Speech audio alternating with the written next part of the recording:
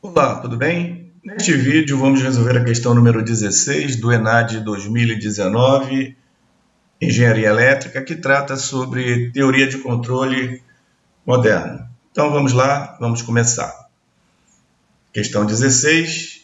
Um processo a ser controlado em uma planta industrial pode ser modelado pela seguinte função de transferência em malha aberta. Então segue GDS, a função de transferência em malha aberta.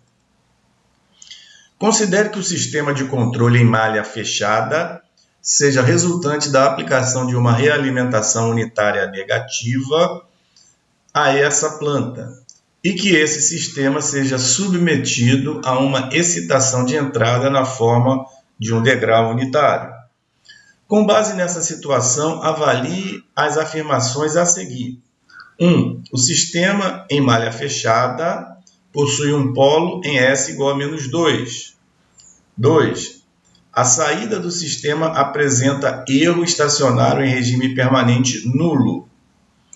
3. O sistema em malha fechada é estável. Então vamos lá, né? É correto que se afirma em, e aí seguem as alternativas. Então vamos lá na solução da questão. Primeiramente, trazendo novamente aqui, né, a função de transferência em malha aberta, né, dada, tá? Onde, né, podemos simbolizar através, né, desse diagraminha, né, com a entrada, o sistema, né, a planta, e a saída, né, malha aberta. E aqui temos, né, o símbolo, a simbologia de um sistema em malha fechada com realimentação negativa. Tá? Não temos nenhuma caixinha aqui, né? Alimentação negativa unitária, né? Conforme pedido. E temos aqui, né, o diagrama de blocos da função de transferência de malha fechada, né? Onde é dado, né, que a função de transferência é G de S, é o que está aqui em cima, ó, 15 sobre S multiplica S mais 2 que multiplica S mais 4, sobre 1 mais G de S, né, sobre essa 1 mais essa expressão aqui novamente, tá bom? Então, dito isso, vamos em frente. A primeira afirmação diz: o sistema em malha fechada possui um polo em S igual a menos 2. Então, como foi dado a função de transferência em malha aberta, a gente tem que obter a função de transferência em malha fechada. Então, aqui está novamente a função de transferência em malha aberta, tá? E eu vou ter que obter a função de transferência em malha fechada, que segue, né, essa simbologia aqui. Vou ter que ter o G de S, 1 mais G de S e fazer a operação. Tá? Então, está aqui a função de transferência em malha fechada, tá? O G de S aqui no numerador, tá? Novamente, 1 mais G de S novamente aqui no denominador. Achando o MMC aqui e desenvolvendo, tá?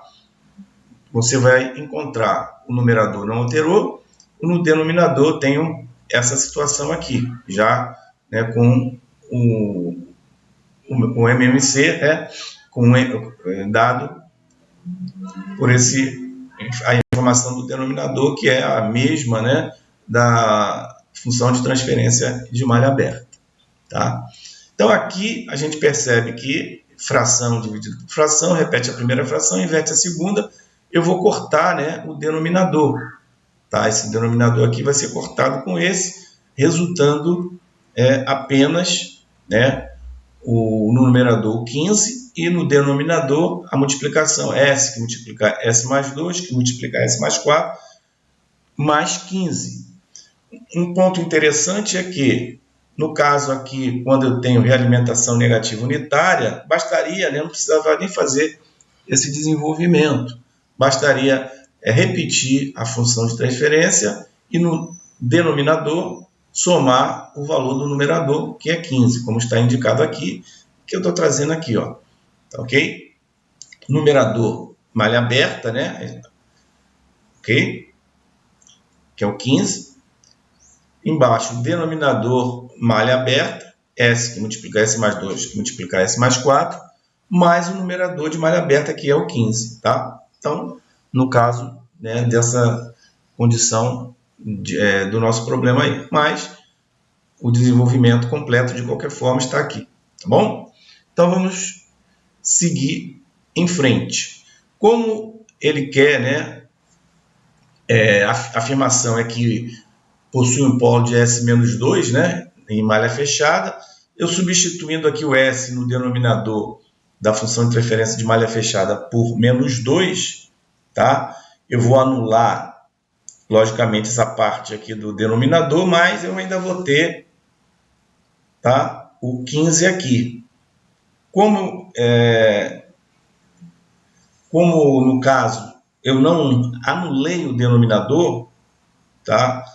Isso fica patente que eu não tenho esse polo em -2, conforme afirmado aqui. Portanto, né, essa afirmação 1, eu posso garantir que ela é falsa, tá?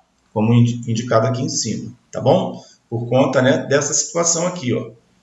Eu, substituindo o S por -2, vou anular essa parte da esquerda, mas ainda vou ter o mais 15 aqui. E como eu deveria anular um denominador, né, eu não posso garantir que existe esse polo em -2. Então, a afirmação 1 é falsa. Vamos agora para a afirmação 2. A saída do sistema apresenta erro estacionário em regime permanente nulo. Então, vamos lá, novamente, analisando aí a situação, eu tenho que em malha fechada, malha fechada, né, eu tenho aqui essa situação, né, com realimentação negativa, ok? Tenho essa situação aqui. E com isso, né, o que é que eu tenho? Tá? Com essa realimentação, eu vou ter que RS, né, mais a realimentação, vou ter aqui o valor do erro, que é que eu quero calcular, ok? Então, novamente, o erro, o que vai ser? O R de S menos o Y de S aqui no caso, né? Que está realimentando, tá? Esse é o valor do E de S, tá? Ou seja, o meu Y de S, a saída, eu sei que é uma entrada vezes a função de transferência, E de S vezes G de S, que está aqui, ó. A minha saída corresponde a E de S vezes G de S, a entrada vezes a função de transferência. E substituindo Y de S aqui como E de S vezes G de S aqui na primeira equação, tá? Eu vou ter que E de S vai ser R de S menos E de S vezes G de S, que é o Y de S. Ok? Agora, desenvolvendo aqui, passando essa multiplicação E de S e G de S para o lado esquerdo da equação, trocando o sinal, eu vou ter E de S mais E de S vezes G de S igual a R de S. Colocando em evidência aqui agora o E de S, né? Vou ter E de S igual a 1 mais G de S. Portanto, meu E de S vai ser o R de S dividido por 1 mais G de S, que é o que está aqui, ó. E de S, R de S, 1 mais G de S. Continuando aí, como o R de S é o degrau unitário, tá? E pela transformada de Laplace, né, o degrau unitário é 1 sobre S. Né? Então, substituindo ali o R de S pelo seu degrau na função de Laplace, né? Então fica 1 sobre S, 1 mais G de S, meu E de S. Ok? Porém, né, agora, utilizando o teorema do valor final, né, para a gente garantir, né, a afirmativa ali da afirmativa 2, né, eu tenho que o teorema do valor final corresponde ao limite do x de t, quando t tende ao infinito, é igual ao limite de s, x de s, quando s tende a zero. Tá? Então, vejamos. E tendendo ao infinito, vai ser o limite de s tendendo a zero, da minha função, né? Que no caso é o erro, né? É o E de S, que é 1 sobre S sobre 1 mais G de S. Tá? Eu vou levar agora para o próximo slide essas informações finais aqui para a gente continuar o raciocínio. Então, novamente ali, né? teorema do valor final, aqui a expressão e ali, né, o teorema do valor final propriamente dito. Aqui eu posso observar que eu posso cortar esse S com esse S do denominador aqui do degrau do numerador, tá? Ficando, então, da seguinte forma. O erro, né, tendendo ao infinito, limite S quando S tendendo a zero, de 1 sobre S vezes S, 1 mais, agora já substituindo, né, antes até da simplificação, eu tenho que substituir o G de S, né, que é pela minha função de transferência em malha aberta, né? Ok? Já que não houve nenhuma informação relacionada à malha fechada, né? Nós temos aqui o G de S em malha aberta, conforme indicado aqui, e que já temos lá anteriormente, que é o 15, que foi dado no enunciado da questão. S mais 2, que multiplica também S mais 4. Tá? Agora sim, né, eu posso simplificar o denominador aqui da função degrau, né, em Laplace, esse S, com esse S multiplicando aqui do limite. Que eu vou ficar, então, o numerador 1 e no denominador 1 mais 15 sobre S, que multiplica S mais 2, que multiplica S mais 4. Tá? O limite dessa expressão quando S tender a zero. Eu fazendo essa substituição, né, quando S tender a zero, o que eu tenho? Eu vou ter 1, tá? Dividido por 1, mais, aqui quando eu substituo o S por zero, né, eu vou ter no denominador aqui dessa expressão, né, total aqui o zero, né? Tudo aqui vai ser zero. Então, 1 mais 15 dividido por zero. 15 dividido por zero, né, eu vou ter infinito. 1 mais infinito. E 1 sobre 1 mais infinito é o mesmo que 1 sobre infinito. E 1 sobre infinito é zero. Então, é nula, né? Então, o erro estacionário, né, em regime permanente aqui vai ser nulo, conforme a afirmativa 2. Portanto, ela é verdadeira, né? Essa afirmação é verdadeira, conforme demonstrado aí. Ok? Beleza? Vamos continuando, né? Agora vamos analisar a afirmativa 3, que diz o seguinte: o sistema em malha fechada é estável. Então, voltamos a tratar aqui agora, novamente, na malha fechada, dizendo que ele é estável. Então, vamos verificar o critério de estabilidade dele. Para tanto, vamos usar, né, o critério de Hoffe-Hurwitz, né, para verificar a estabilidade do sistema em malha fechada. Ok? Então, sistema em malha fechada, né, a função de transferência em malha fechada, nós temos aqui, né, como já encontrado em slide anterior, 15 sobre S multiplica S mais 2, que multiplica S mais 4, mais o 15.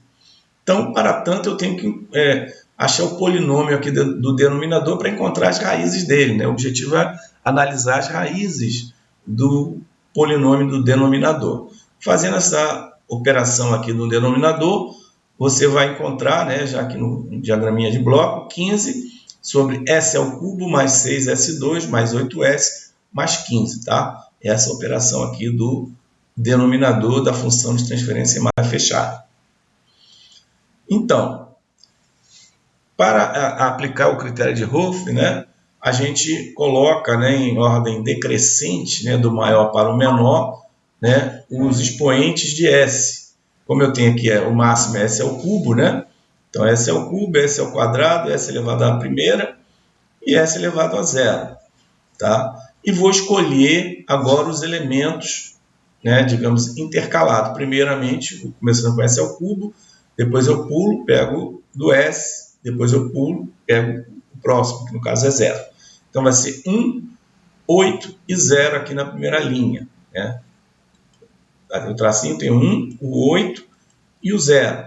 Na segunda linha, S ao quadrado, eu pego, né, o coeficiente de S ao quadrado, que é 6, pulo o S, pego o próximo, que é 15. Então, é 6 e o próximo, que é 15. Para encontrar o primeiro elemento aqui do E elevado a 1, tá? Basta fazer essa multiplicação aqui, ó, 6 vezes 8 menos 15 vezes 1 dividido por 6.